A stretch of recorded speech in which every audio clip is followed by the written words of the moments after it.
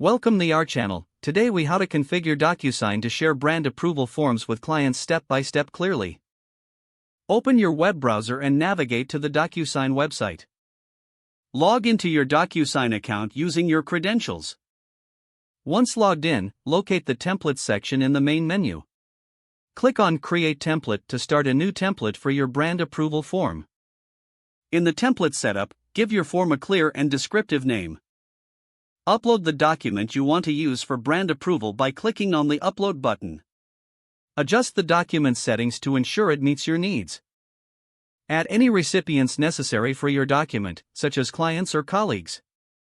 Set the recipient type to needs to sign for clients who need to provide approval.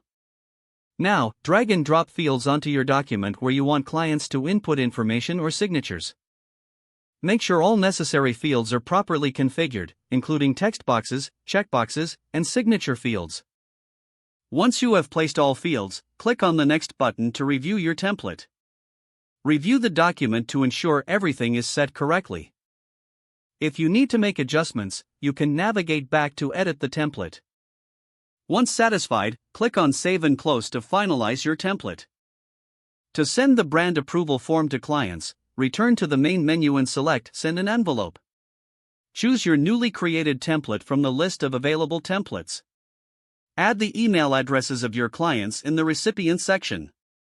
Configure the email subject and message to explain the purpose of the brand approval form. Click Send to distribute the approval forms to your clients. Monitor the status of sent documents through the Manage section in your account. You can track which clients have signed and which forms are still pending approval. Once all approvals are gathered, you can download the completed documents for your records. If the page does not load, refresh the browser or try again in a private or incognito window. Make sure you are using the correct email address, then retype it carefully to avoid small typos. If your password is not accepted, use the reset option and create a new strong password you can remember. Check your spam folder for verification or security emails, then complete any requested confirmation steps. Enable two-factor authentication if available to improve account security and reduce unauthorized access risk. After signing in, review your profile details so your contact information and settings are accurate and current.